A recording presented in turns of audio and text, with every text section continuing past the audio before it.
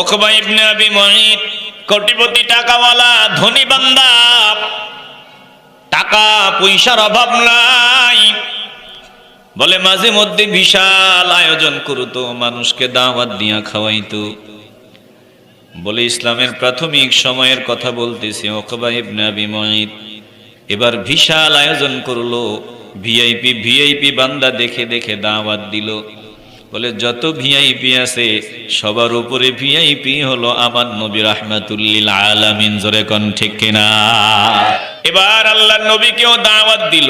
Abu জাহিল্লা, Utba সাহেবা, উবাই ইবনে খালফ, বড় বড় লিডার, নেতাদের কারবার। আল্লাহর নবী দাওয়াত মঞ্জুর করে নিলেন। নবীজি দাওয়াত মঞ্জুর করলেন কেন? আল্লাহর নবী মনে মনে চিন্তা করলেন, এক উসিলায় সবগুলা নেতারে একসাথে পেয়ে যাব। আর নেতাগুলারে দিনের দাওয়াত দিলে, নেতাগুলা যদি ধর্ম কবুল করে নেয়, দাওয়াত কবুল করে নেয়, এই সমাজটা স্মরণের সমাজ হয়ে যাবে, ইসলামের সমাজ হয়ে যাবে। একটু দিল দিয়ে অনুধাবন করে নেন। আল্লাহর নবী চিন্তা করে দেখলেন, নেতাগুলো যদি ভালো হয়, দেশ ভালো হয়ে যাবে, সমাজ ভালো হয়ে যাবে। এজন্য আল্লাহর নবী মনে বড় ইচ্ছা নিয়ে উকবা ইবনে আবি মুঈত যে দাওয়াত দিছেন, দাওয়াতে গেলেন। সব নেতারা হাজির। এবার খাওয়া দাওয়া স্টার্ট হবে, শুরু হবে।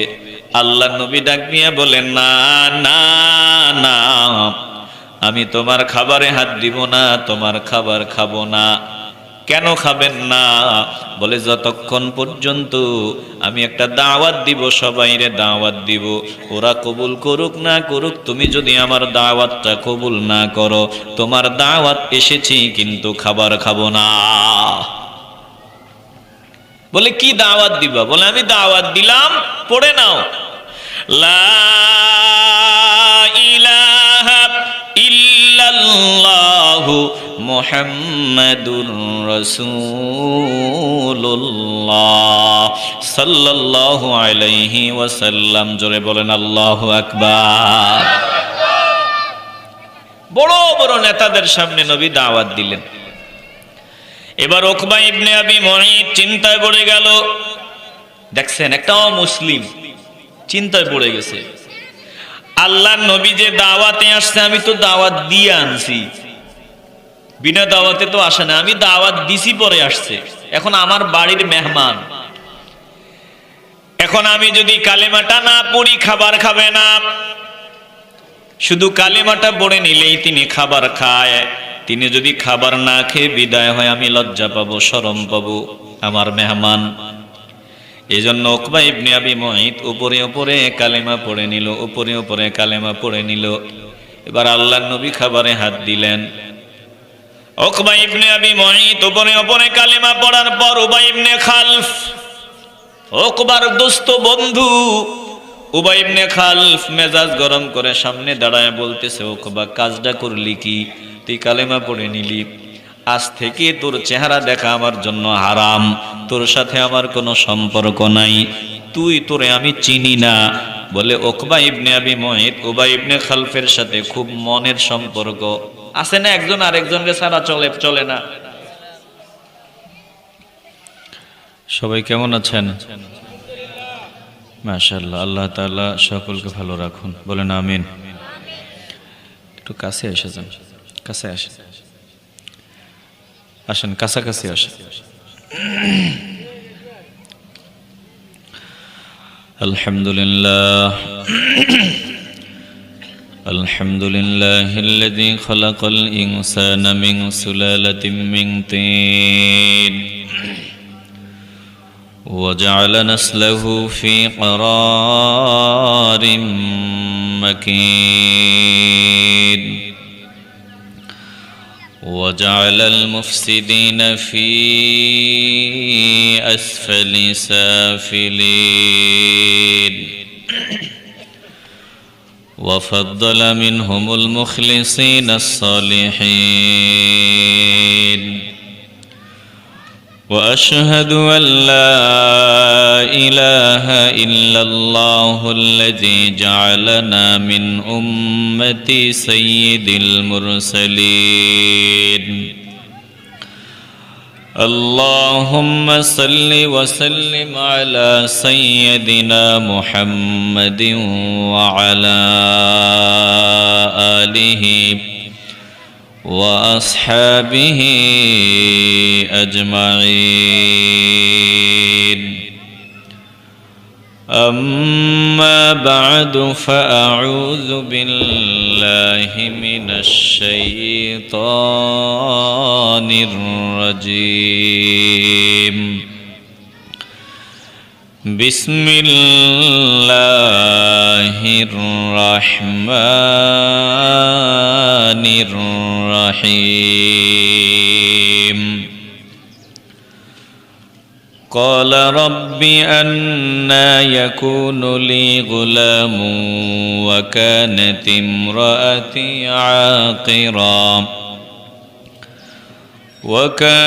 امرأتي عاقرا وقد بلغت من الكبر عتيا.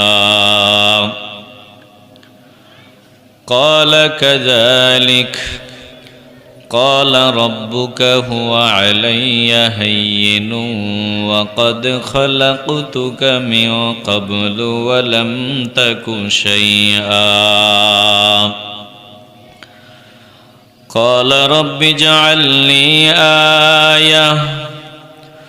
قال آيتك ألا تكلم الناس 3 ليال سويا. فخرج على قومه من المحراب فأوحى إليهم أن سبحوا بكرة وعشيا. يا يحيى خذ الكتاب بقوة وآتيناه الحكم صبيا. وحنانا من لدنا وزكاة وكان تقيا.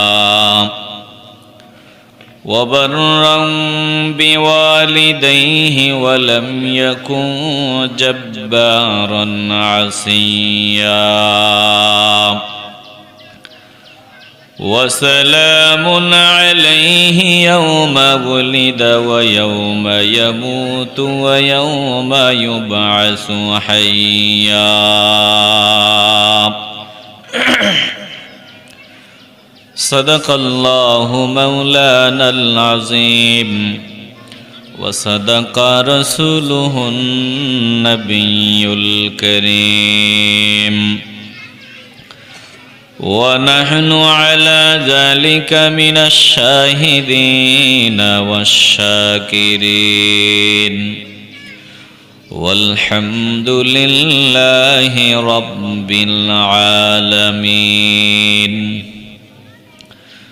في شان حبيبه ومحبوبه ومعشوقه مخبرا وآمرا. إن الله وملائكته يصلون على النبي. يا أيها الذين آمنوا صلوا عليه وسلموا تسليما. اللهم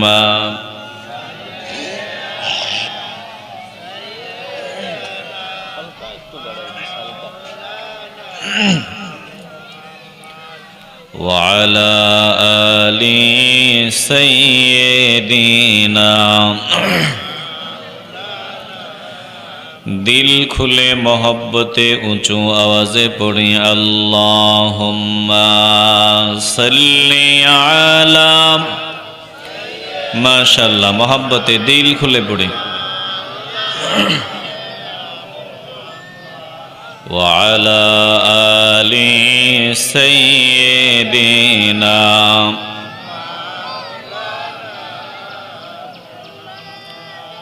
দয়া কর দয়াল আল্লাহ,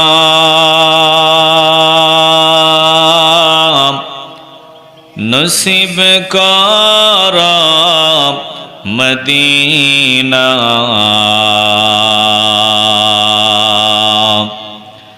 নবীজিকে না দেখাইয়া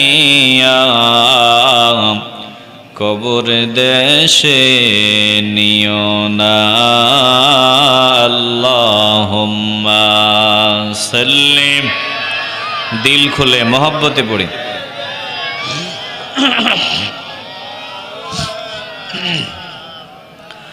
ওয়া আলা আলি সাইয়্যিদিনা।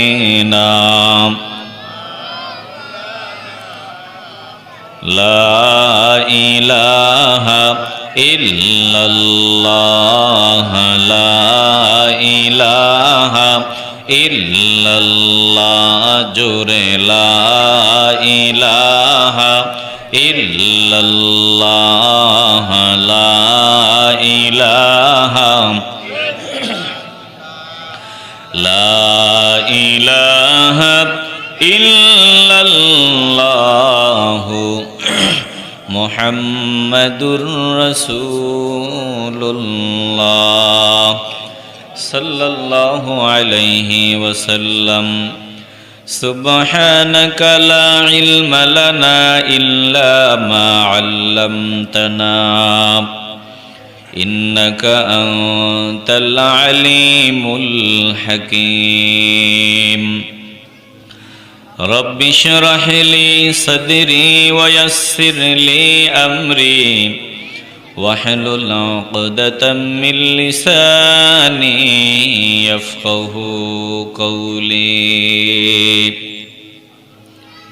الحمد لله, মহান রব্বুল ইজ্জাতের দরবারে লাখো কোটি শুকর ও সুজুদ, যিনি আমাদেরকে 5 দিন ব্যাপী তাফসিরুল কোরআন মাহফিলের আজকে তৃতীয় দিনে সবার আগে আসার বসার, দুরূদ পড়ার, জিকির করার সৌভাগ্য দান করে দিলেন। আসুন আমরা সেই মহান মুনিবের দরবারের দিল থেকে, অন্তরের অন্তঃস্থল থেকে, হৃদয়ের পুঞ্জীভূত সকল ভালোবাসা উজাড় করে একসাথে সমস্বরে উঁচু আওয়াজে মহান রবের দরবারে শুকরিয়া আদায় করি। মোহব্বতের আওয়াজে দিল খুলে বলি আলহামদুলিল্লাহ। আমরা সূরা মারিয়াম থেকে ধারাবাহিক আলোচনা শুনতেছি। গতকালকে আমরা আলোচনা শুনেছিলাম জাকারিয়া আলাইহিস সালাম আল্লাহর দরবারে দোয়া করেছেন। কত বছর বয়স? মাশাআল্লাহ, এই যে আপনাদের ওয়াজ মনে আছে, বিবির বয়স 90 বছরের উপরে। এই সময় আল্লাহর কাছে সন্তান চেয়েছেন, তো আল্লাহ তাআলার দরবারে মঞ্জুর হয়ে গেছে, দোয়া কবুল হয়ে গেছে। এখন জাকারিয়া আলাইহিস সালাম আল্লাহকে বললেন, আল্লাহ হবে যে কেমনে হবে, একটু আলামত, নিদর্শন একটু বলে দেন। আল্লাহ তাআলা কি জবাব দিলেন? যে এমনিই হবে, স্বাভাবিকভাবেই হবে, এটা আমার কাছে কোনো ব্যাপার না, কারণ আমি তোমাকে বানাইছি এমন এক অবস্থা থেকে যখন তুমি কিছুই ছিল না। বলেন তো, কিছুই না থেকে যিনি আমাদেরকে বানিয়েছেন তিনি কে? তাইলে আমাদের সবকিছু একজনের, সবকিছু কার? আল্লাহ তাআলা জাকারিয়াকে বলেছেন, ক্বালা কাযালিক قال ربك هو علي هين وقد خلقتك من قبل ولم تك شيئا জাকারিয়া আলাইহিস সালাম কে আল্লাহ জানায় দেয়, চেয়েছো আমি আল্লাহ মঞ্জুর করে নিলাম। জাকারিয়া বললেন কেমনে হবে? আল্লাহ বললেন এমনি হবে। ক্বালা রাব্বুকা হুয়া আলাইয়া হাইয়িন, এটা আমার কাছে একবারে সোজা সহজ ব্যাপার, কোনো ব্যাপার না। ওয়াকাদ খালাকতুকা মিন ক্বাবলু ওয়া লাম তাকু শাইআ, আমি আল্লাহ তোমাকে বানাইলাম, এমন অবস্থা থেকে তোমাকে বানাইলাম যখন তুমি কিছুই ছিলা না।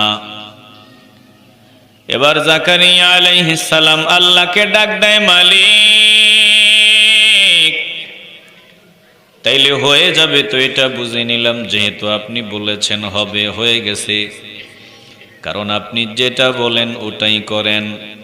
আল্লাহ তাআলা যা বলেন তা করেন, দুনিয়ার মানুষ বলে একটা করে আরেকটা, কিন্তু আমার আল্লাহ যেটা বলেন ওটাই করেন। আল্লাহর ওয়াদার কোনো হেরফের হয় না, জোরে কোন ঠিক কিনা?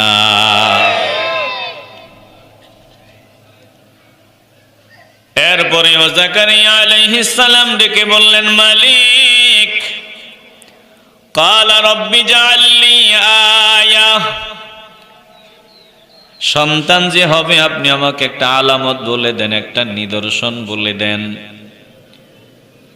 হওয়ার একটা নিদর্শন আমারে জানায় দেন।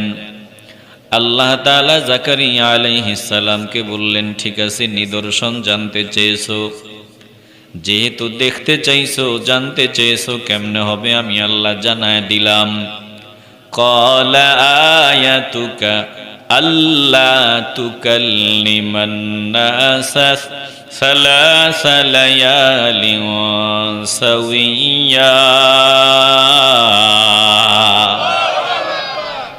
ক্বালা আয়াতুকা, তোমার জন্য আলামত নিদর্শন হলো আল্লাহ তুকাল্লিমান নাস। এই ছেলে, এই কই যাস?